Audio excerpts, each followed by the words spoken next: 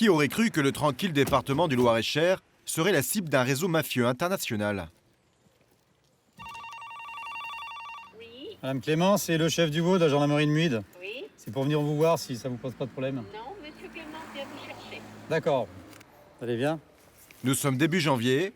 Quelques jours plus tôt, monsieur et madame Clément ont vécu le pire réveillon de leur vie.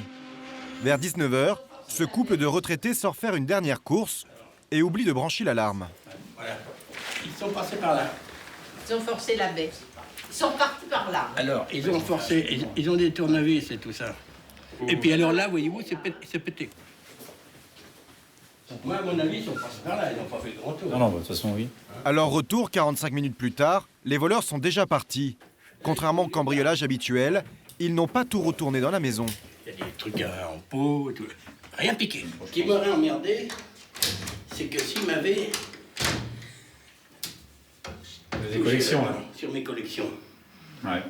Après, je pense que, bon... Ça m'aurait gêné. Ouais. Tu l'as vu là? Les malfrats ont visé directement la chambre du couple. Ça, c'était tout Parce qu'il ouvert. il y a tout un... Tout était ouvert, tout était par terre. Lapin, pareil. Les tiroirs de l'armoire virés sur le lit. Sur le lit. Bon, on met toujours un peu d'argent là en dessous. Enfin là, il y en comme a ça. un peu plus. Hein. Il Et faut plus le faire, ça, normalement. Comment? Il faut plus le faire, ça, normalement. tout ce qui était beau, ils l'ont pris. Mais tout ça, ils l'ont laissé. Ils n'ont pas touché à ces bijoux sans grande valeur. Des Seuls les métaux fantaisies, précieux, or et argent, les intéressaient. Voilà. Le Hein, couple vous voyez, quelques n'avait heures, dans on a sa pas vie vu ça. jamais été cambriolé. Vous l'avez vécu comment ce... Moi, j'ai vécu mal. Et moi, je souhaite à personne que ça arrive, hein, parce que c'est vraiment Oui, mais traumatisant. c'est encore, hein. Il y en a, ras de bol. Quand ça arrive une fois, après les gens ont tendance à dire si ça arrive une deuxième fois. Moi, il y je a une colère quand même. ne connais pas un ennemi, me faire ça, c'est vache. Les voleurs n'ont laissé aucune empreinte dans la maison. Le seul indice, à peine exploitable, se trouve à l'extérieur, sur la palissade. Il y avait des traces. Ah bah tiens, on en voit encore quelques-unes de la semelle là. Du travail de pro. Dans le jargon, les gendarmes appellent ça un cambriolage à la roumaine. Des raids éclairs sans laisser de traces, en pleine journée, lorsque les propriétaires sont absents. Et du métal précieux comme seul butin. Jusqu'ici, avec la flambée du cours de l'or, les malfrats venus des pays de l'Est frappaient surtout en région parisienne. Désormais, ils écument la campagne, dont celle du Loir-et-Cher.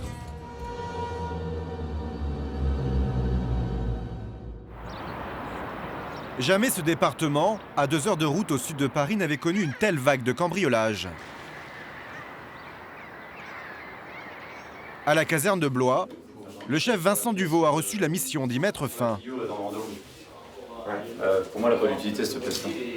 Pour traquer les voleurs, il a réuni autour de lui une équipe de 3 enquêteurs. Joseph, Carole et Jean-Michel.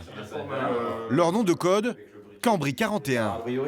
Leur colonel leur a donné 3 mois pour boucler le dossier. Leur seule piste pour le moment, c'est l'itinéraire utilisé par les cambrioleurs. Où est-ce qu'ont lieu la plupart des cambriolages? Alors, la plupart des cambriolages, c'est le long de l'axe, donc c'est l'axe ici, la nationale 152, donc qui relie Orléans, grosso modo, à Tours, hein, en passant par Blois. Une dizaine de villages visités en 2 mois, toujours proches de l'autoroute. Pour les arrêter, Vincent Duvaux doit imaginer là où les truands vont bientôt taper.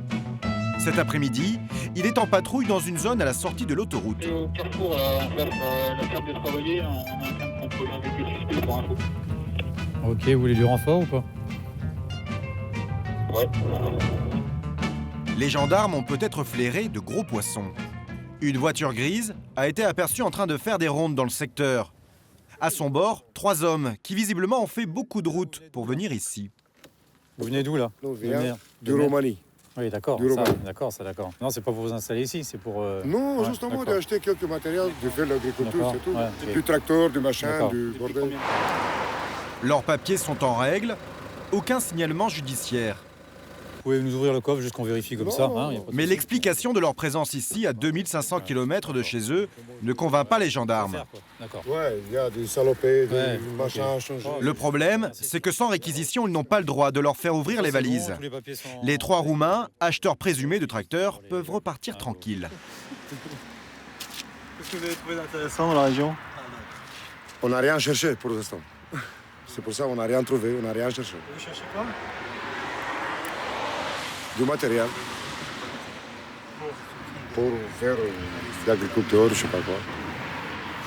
Pour faire quoi? C'est pour faire du maïs? C'est pour faire de... Exact. Merci. Ok, merci beaucoup. Bonne route, monsieur. Monsieur, au revoir. Bonne journée à vous. Ouais. En ce moment, la tentation est grande de Pour remettre en soupçonner circulation. tous les ressortissants d'Europe de l'Est. En tout cas, cette semaine-là, chose exceptionnelle, il n'y aura aucun cambriolage dans le secteur. Et vous y croyez, vous, à l'histoire des Roumains qui viennent acheter du matériel agricole en France? Il tourne un peu dans la région, quoi. Donc après, à savoir quel est le but réel. Un peu sceptique, mais bon. Les gendarmes sont sur les dents. Il faut dire que non loin de là, quelques semaines plus tôt, un quartier a été visité.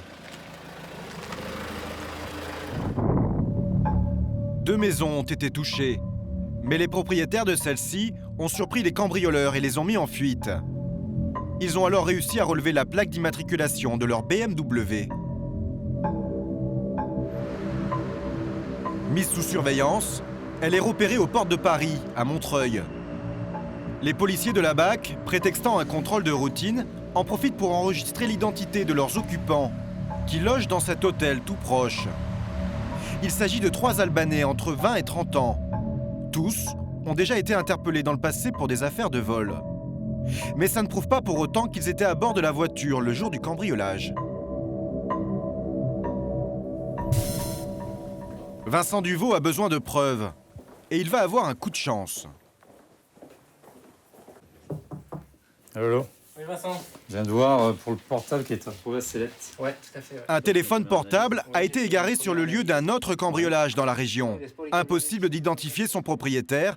Il a été acheté sous un faux nom. Sonnerie, voilà, ça déverrouille tout, les photos, les vidéos, même les sonneries, si ça nous intéresse en fonction du dossier.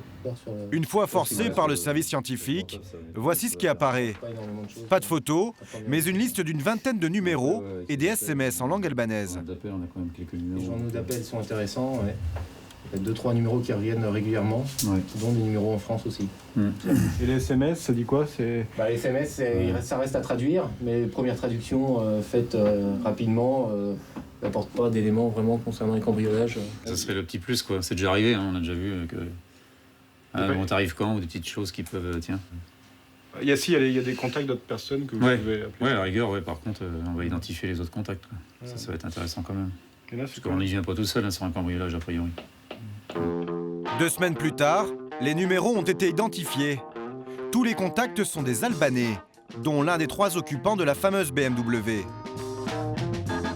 Lors du contrôle des suspects à Montreuil, la police avait laissé repartir la voiture. Mais par chance, leur véhicule a été retrouvé abandonné à Châteauroux, dans le département voisin.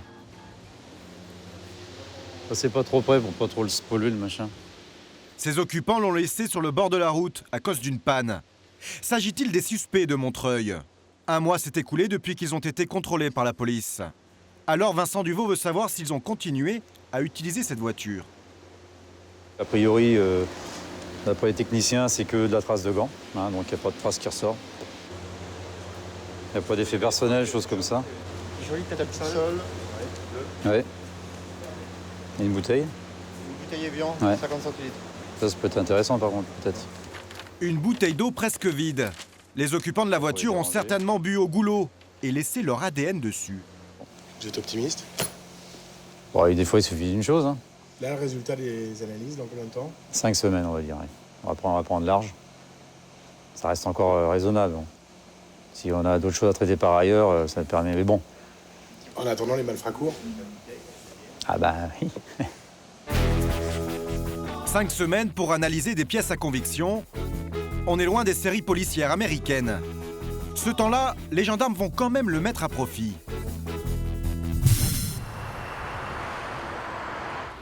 Pour préparer une éventuelle interpellation, ils doivent s'assurer que leurs suspects sont toujours à Montreuil.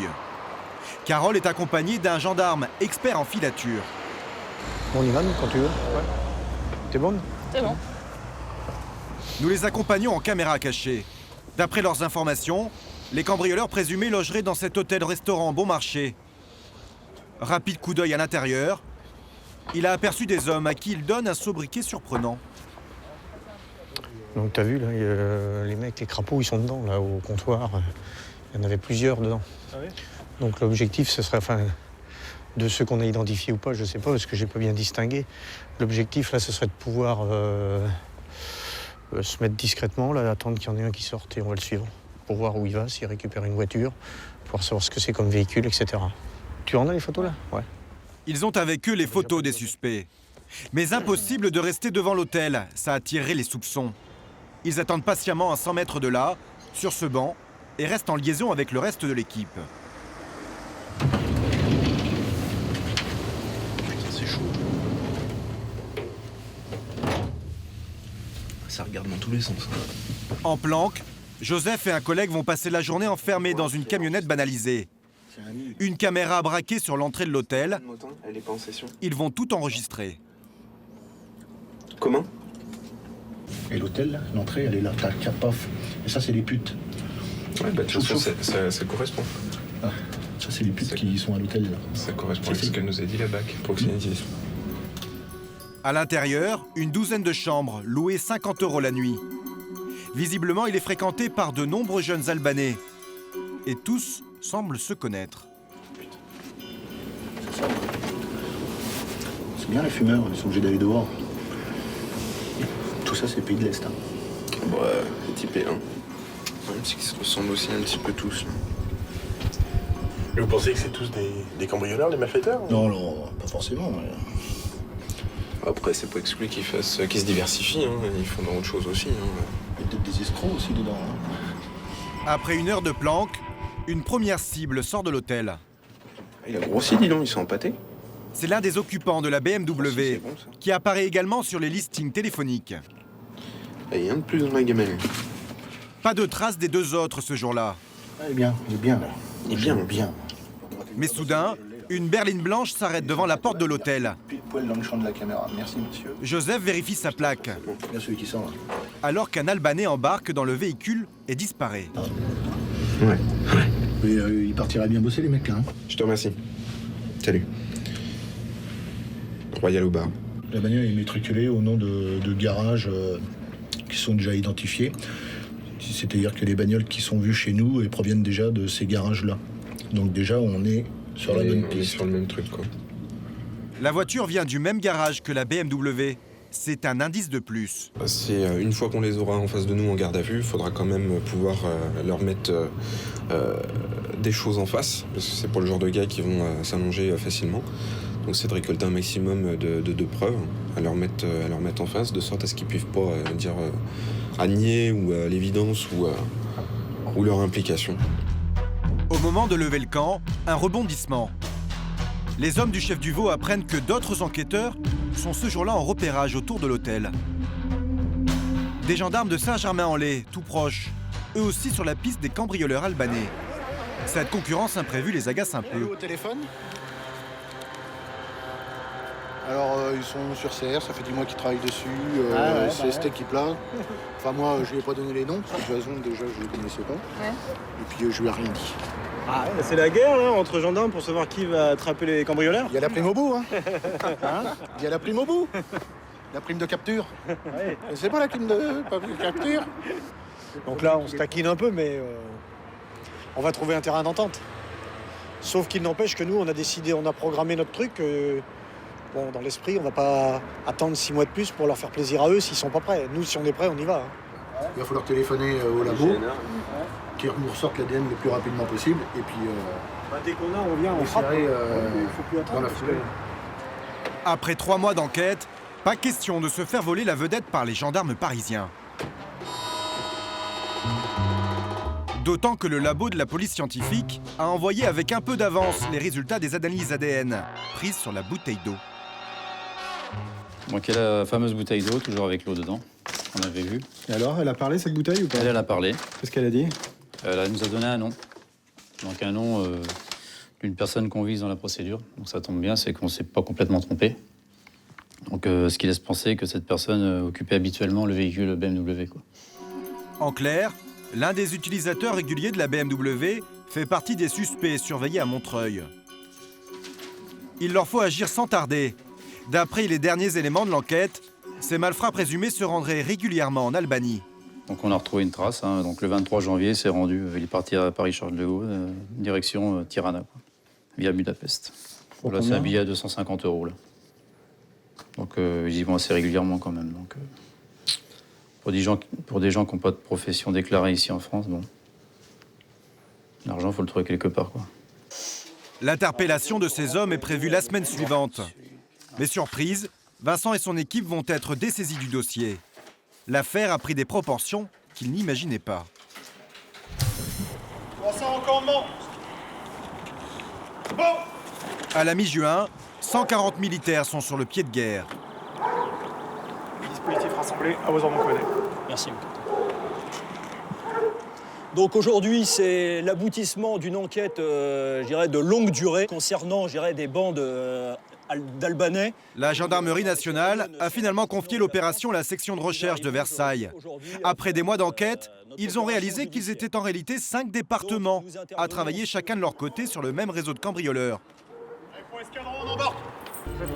Ce matin, ils ont une douzaine de suspects à arrêter. On leur attribue au moins 150 cambriolages.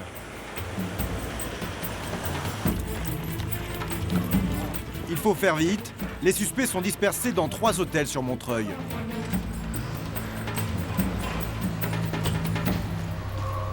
Le chef présumé de cette organisation est un mafieux albanais, déjà recherché en Allemagne pour des affaires de stupéfiants. Il vit tout près dans cet appartement depuis plusieurs mois. Et c'est un homme dangereux. Les allers-retours en Albanie, les nuits d'hôtel, les voitures. Durant des mois, tout aurait été pris en charge par cet homme d'une 50aine d'années. Les gendarmes trouvent chez lui de quoi le mettre à l'ombre pour quelque temps. Qu'est-ce qu'il y a là-dedans, des bijoux? Ouais, tout à fait, ouais. 2,5 kg de bijoux en or et argent. L'équivalent de 15 jours de cambriolage destiné à être fondus puis revendus en Belgique. Après 4 heures de perquisition, les forces de l'ordre ressortent des hôtels avec une dizaine de suspects. Parmi eux, 2 des cibles des gendarmes de Blois. La 3e serait entre-temps repartie au pays. Poursuivis pour association de malfaiteurs, vol et recel en bande organisée, 7 prévenus risquent jusqu'à 15 ans de prison ferme. Au fond, au fond. Hop. Au moins, ils reviendront plus ici. Ouais. Quelque temps. Voilà, c'est ça. Vous pensez qu'ils reviendront quand même? Il n'y a plus de frontières, donc on circule très facilement. Donc ceux qui seront condamnés reviendront peut-être pas pour un petit moment, les autres restent ici. Malgré les efforts des forces de l'ordre, en France, le nombre de cambriolages ne diminue pas. Et seuls 15% des affaires sont élucidées.